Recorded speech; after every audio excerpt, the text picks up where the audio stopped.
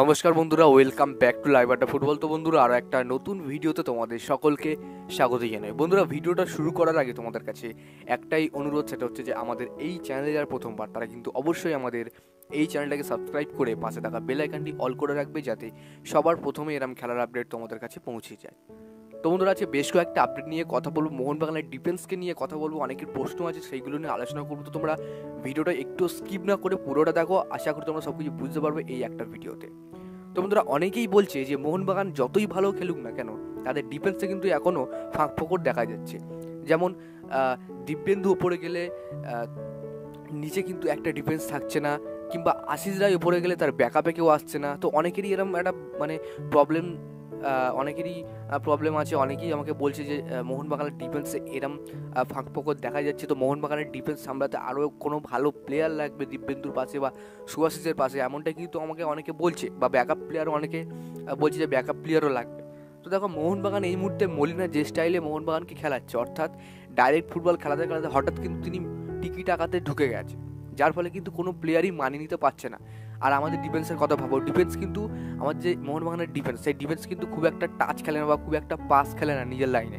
এবার কিন্তু মলিনা যখন টিকি টাকা পাস খেলার কথা বলে, তখন কিন্তু ডিফেন্সে কিন্তু বেশি পাস হচ্ছে, যার ফলে মিস পাস হচ্ছে এবং অপোনেন্টের পায়ে বল যাচ্ছে এবং অপোনেন্ট কাউন্টার অ্যাটাক করছে বা অ্যাটাক করছে।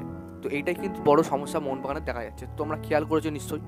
তো এই যে সমস্যাটা দেখা যাচ্ছে, এরম একটা মাপের বা এরম তোমার যে মাইন্ডের প্লেয়ার, এই প্লেয়ার কিন্তু অবশ্যই দরকার মোহনবাগানে। তো অনেকেই বলছে নতুন একটা প্লেয়ার দরকার বা অন্য কোনো প্লেয়ারের আনা দরকার, অনেকেই বলছে। তো দেখো, এই মুহূর্তে কোনো প্লেয়ার কিন্তু মোহনবাগানের ডিফেন্সে আনার কোনো দরকারই নেই, কারণ মোহনবাগানের ডিফেন্স কিন্তু অলরেডি ভালো ডিফেন্স। শুধুমাত্র এই যে প্লেয়িং স্টাইলটা বদলানো হয়েছে, যার কারণে কিন্তু ডিফেন্সের এই মানে তোমার এই স্টাইলটা ধরতে একটু টাইম লাগছে। তো আনফর্চুনেটলি দেখা যায়, যদি মোহনবাগান যদি ডাইরেক্ট ফুটবল খেলে, তাহলে কিন্তু অবশ্যই জেতার চান্সও খুব ভালো থাকে এবং মোহনবাগানের ডিফেন্সের মিসপাসের চান্সটা কিন্তু খুব কম থাকে।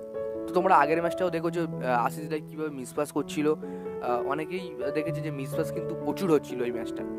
আর যার ফলে কিন্তু নর্থ ইস্ট ইউনাইটেড তারা কিন্তু কাউন্টার অ্যাটাকে বেশি আসছিল এবং ডিফেন্স কিন্তু সামলাতে পারছে না, শুধুমাত্র একমাত্র দিব্যেন্দু ছাড়া।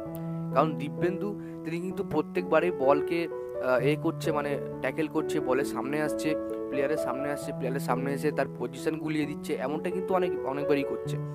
তো দেখো, এই মুহূর্তে মলিনা সব থেকে বেশি ভরসা যার উপরে করছে, সেই প্লেয়ারটার নাম হচ্ছে দিব্যেন্দুই বিশ্বাস।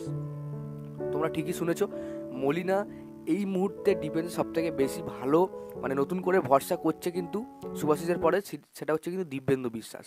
তো দিব্যেন্দু বিশ্বাসকে কিন্তু এই মুহূর্তে বড় ভরসা করছে মলিনা, যে তিনি মোহনবাগানের দলটাকে একটা ভালো জায়গায় দান করাতে পারবে, ভালো ডিফেন্স খেলছে, তো এটাই কিন্তু মনে করছে। তো আশা করি কোনো রকম আর ডিফেন্স নেওয়ার দরকার নেই। তো তোমাদের প্রশ্নটা আমি ক্লিয়ার করতে পারলাম এই ভিডিওতে। যাই হোক, তো বন্ধুরা, আজকের জন্য ভিডিওটা এতটাই ছিল। যদি তোমাদের ভিডিওটা একটুও ভালো লেগে থাকে, তাহলে অবশ্যই লাইক করে দিও, আর আমাদের এই চ্যানেলে প্রথমবারের জন্য হয়ে গেলে চ্যানেলটাকে সাবস্ক্রাইব করে পাশে থাকা বেল আইকনটি অল করে